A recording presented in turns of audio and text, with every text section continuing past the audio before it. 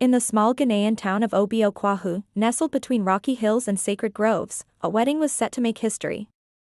Ama Serwa, the most beautiful woman in the eastern region, was finally getting married. But this wasn't just any marriage. Her groom, Kojo Bonsu, was the heir to the Bonsu family empire, cocoa plantations, real estate, and a transport company stretching from Accra to Kumasi. Everyone called them the Ghanaian Kennedys. Ama Serwa had grown up poor. Her father, Obo Kwahu, was a retired palm wine tapper, and her mother sold yams in the local market. People said Ama's beauty was a gift from the river gods.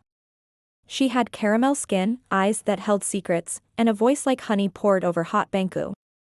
But here's the thing no one knew, Ama had a secret of her own. A big one. Kojo Bonsu met Ama at a friend's funeral. He saw her weeping beside the casket and was so taken by her elegance in mourning that he offered her a ride back to town. One ride became a call. One call became dinner. And within 6 months, they were engaged. Now, in Ghanaian culture, before a marriage can be blessed, the groom must bring a bride price, money, drinks, cloth, jewelry, and other gifts, to the bride's family. It's tradition. But Ama's father did something strange. When Kojo's family asked what they should bring, Obo Kwahu made only one request. No money. No cars. No cloth, he said. Bring me a single white goat. Alive. And walk it into my compound before sunrise. That is the only bride price I ask. Kojo's father, Nana Kwame Bonsu, a man known for his wealth and arrogance, was insulted. A goat? That's it? Does he think we're poor farmers?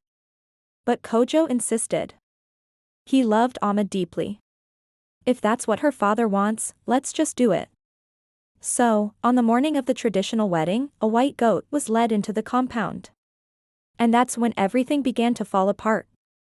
As soon as the goat crossed the threshold, it screamed, not a normal goat bleat, but a human-like shriek that made the sky go dark for a split second.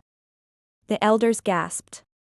The chief priestess, who had come to bless the union, fell to the ground, eyes wide in terror.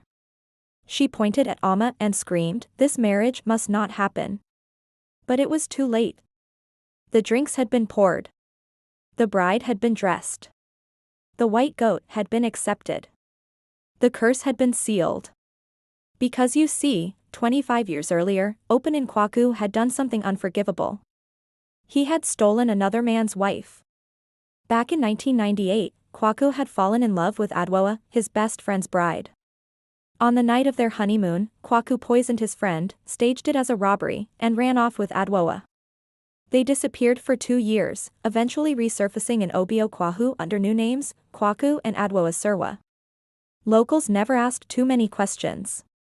But there was one twist no one knew. Adwoa had been pregnant when she left. And the baby she carried wasn't Kwahu's.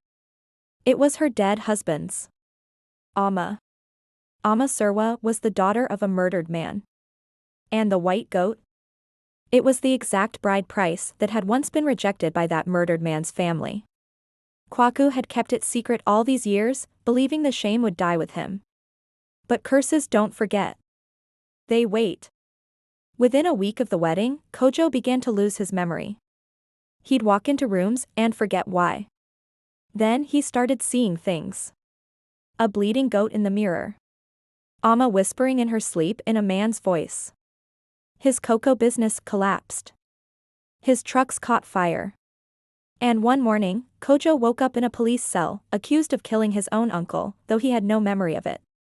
Ama, now pregnant, went back to her family house in shame. But as soon as she entered her father's compound, Obo Kwahu dropped dead on the spot. Cause of death? Internal bleeding from a ruptured liver. But the coroner found something odd, a piece of charcoal inside his heart.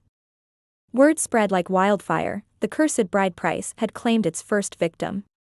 Desperate, Ama visited a powerful seer in Ho-Ho.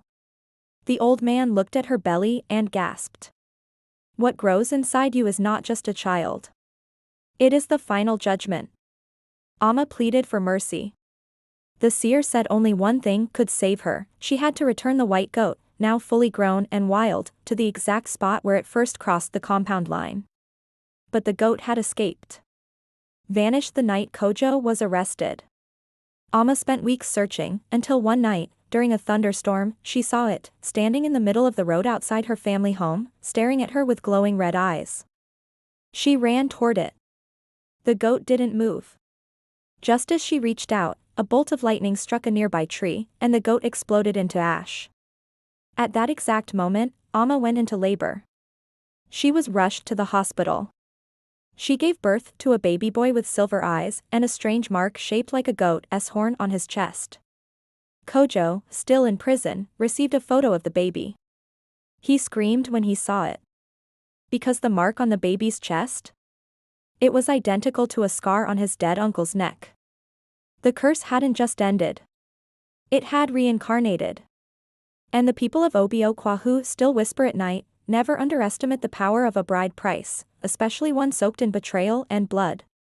Subscribe to Afro Tales and Vibes for more true Ghanaian tales, twisted by curses, secrets, and the spirits that never forget.